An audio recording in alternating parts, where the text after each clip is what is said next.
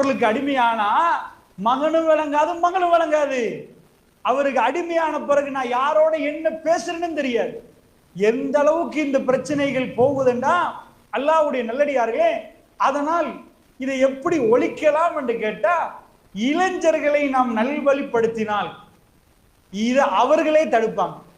போதைப் பொருளை ஒழிக்கிறதுக்கு போதைக்கு அடிமையாகிற இளைஞர்களை காப்பாத்தினா ஒண்ணு நின்றும். அவங்களே நம்ம பயன்படுத்தினோம் வைங்க, அந்த அதாவது பாதிக்கப்படுற இளைஞர்கள் இவங்க காப்பாத்திட்டு வந்துருவாங்க. இங்க டேர்னிங் பாயிண்ட் வந்து இளைஞர்கள் தான். அப்ப இளைஞர்கள்னா நம்ம நல்லா வளர்த்து விட்ட உடனே நல்லவங்களா மாறுவாங்கன்னா, ஆமா, நல்லா வளர்த்து விட்டால் இன்ஷா அல்லாஹ் அவர்கள் நல்வழியில் பயணிப்பாங்க. ஆனா நல்ல வளர்ப்பண்டா 10 வயசு வரைக்கும் வளர்க்கறது இல்ல, 14 வயசு வரைக்கும் வளர்க்கறது இல்ல. இந்த பேரண்டிங்க பத்தி சைக்காலஜி பேசுற நேரம், அதாவது டீனேஜ் ஆயின உடனே அதுக்கு முன்னாடி 70% பேரண்டிங்வாங்க. 70%. அந்த வயசு 13 ஆனதுக்கு அப்புறம் 30% தான் மாறிடும். அது உம்மா வாப்பா நடக்கிறதெல்லாம் மாறிடும். 70% கண்டிப்பா நடக்கணும், 30% ஃப்ரெண்டா நடக்கணும்னுவாங்க. டீனேஜ் ஆன உடனே இந்த 13, 14, 15 டீன் சத்தம் கேட்குது பாருங்க, அந்த மாதிரி ஆன உடனே தாய் தகப்பன் வந்து ஃப்ரெண்டா 70%, 30% கண்டிப்பா நடக்கணும். அதை மாத்தி அமைச்சேன்னா ஓடிடுவான் வீட்டுல இருந்து, அதுக்கு மேல கட்டுப்பட மாட்டாங்க. அப்ப இதை மாறணும், ஃப்ரெண்டா மாறணும். இப்படி ஒரு இது சொல்லி தருவாங்க.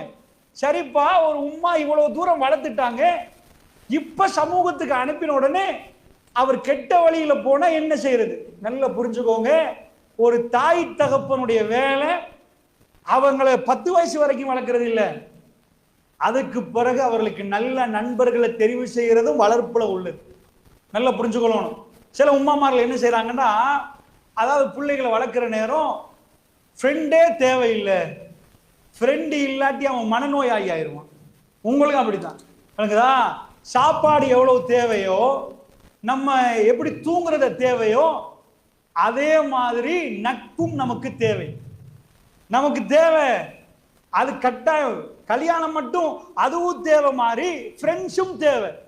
இப்போ ஒரு இளைஞனை பொறுத்தல நிறைய பேர் என்ன முடிவு எடுக்கிறாங்கன்னா, வேணாம் வீட்டுல வச்சு வளர்த்துருவோம், எவரோடும் தேவையில்லை, அவன் மன ரீதியா பாதிக்கப்படுமா, அல்லது அந்த புள்ள ஸ்மார்ட்டான புள்ளையா வராது.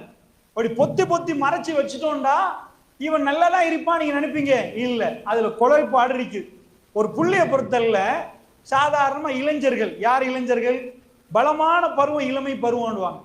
சாதாரணமா ஒரு ஜனாதிபதிட்ட போய் அவன் புத்தி உள்ளவனா இருந்தா, உனக்கு என்னப்பா உலகத்துல வேணும்னா அவன் மாணிக்கம் தங்கத்தெல்லாம் கேட்க மாட்டான், எனக்கு திரும்ப இளமை கிடைச்சா அதுதான் பெருசுண்டுவான். இளமையத்தான் அந்த கோல்டன் ஏஜ்வாங்க. அது உண்மையாவே அத மாதிரி ஒரு பருவம் வராது. அவனுக்கு இடுப்பு வலியும் தெரியாது, மூட்டு வலியும் தெரியாது, நோயே தெரியாது. அந்த அளவுக்கு அது ஒரு பருவம். அந்த பருவத்துல வந்து அவர்கள், இதுதான் உலக வாழ்க்கையிலே பலமான பருவம். அது பலம் மட்டும் இல்லாம அதுதான் பலம் மிக்கதா இறைவன் மாத்தினான். சாதாரண இளைஞர் ரோட்ல போனா 5 பேர் போவாங்க, 8 பேர் போவாங்க, இங்கால ஒரு 4 பேர், அங்கால ஒரு 4 பேர், 8, 10 பேர் போவாங்க. ஏன்பான்னு அவனுக்கு தனியா போகவே இயலாது. எதுக்கு 3 பராட்டா வாங்குறதுக்கு 8 பேர் போறீங்களே, எதுக்குண்டா பராட்டா வாங்கும் அப்படிதான் போவாங்க. ஏனென்றா அது இளமை. அதே முதுமைக்கு போன அப்பா வந்து 8 அப்பா அம்மார்களோட பராட்டா வாங்க போவாரா? அவரோட யாரும் பக்கத்துல கூட வரமாட்டாங்க. அவற்றுள்ள ஃப்ரெண்ட்ஸ் எல்லாம் அவங்க தனியா மாறிடுவாங்க. இளமை என்பது ஒரு காந்தம் மாதிரி ஒட்டி எடுக்கும். அவங்க வந்து பொதுவா ஒரு பறவை பறக்கிறத பார்த்திருப்பீங்க. அப்படி பறவை பறக்க போறது கூட்டமா பறக்கிறத பார்த்திருப்பீங்க. மேல அழகா ஒரு டிசைன் போட்டு பறக்கிற மாதிரி இருக்கு. அது எங்களுக்கு டிசைன் காட்டல, காத்தை விரிச்சாதான் அது முள்ளுக்கு போகும். அதுக்கு முன்னாடி ஒரு பறவை வரும், அது முன்னாடி வந்து காத்தை விரிக்கும். அது பிரிக்கிற நேரத்துல பின்னாடி உள்ள பறவைகளுக்கு வந்து எனர்ஜி கம்மியா கொடுத்துட்டு பறக்கலாம். அதனால இப்படி ஒரு ஷேப்ல எங்களுக்கு தெரியும், இதை எங்களுக்கு டிசைன் போடுற மாதிரி தெரியும். அப்படி பறக்கும். அது பின்னா கொஞ்சம் டயர்ட் ஆயிட்டா அது பின்னாடி போய் பின்னாடி உள்ள பறவை முன்னாடி வரும். இப்படி மாறி மாறி ரொட்டேட் ஆகும். இளைஞர்களும் அப்படிதான். தன்னுடைய நண்பனுக்கு என்ன வேணும், என்ன மச்சான் நான் வர்றேன்னுவான். அவன் மாறி மாறி அந்த இளைஞர்கள், அந்த நட்பு தேவையாண்டா, ஆமா.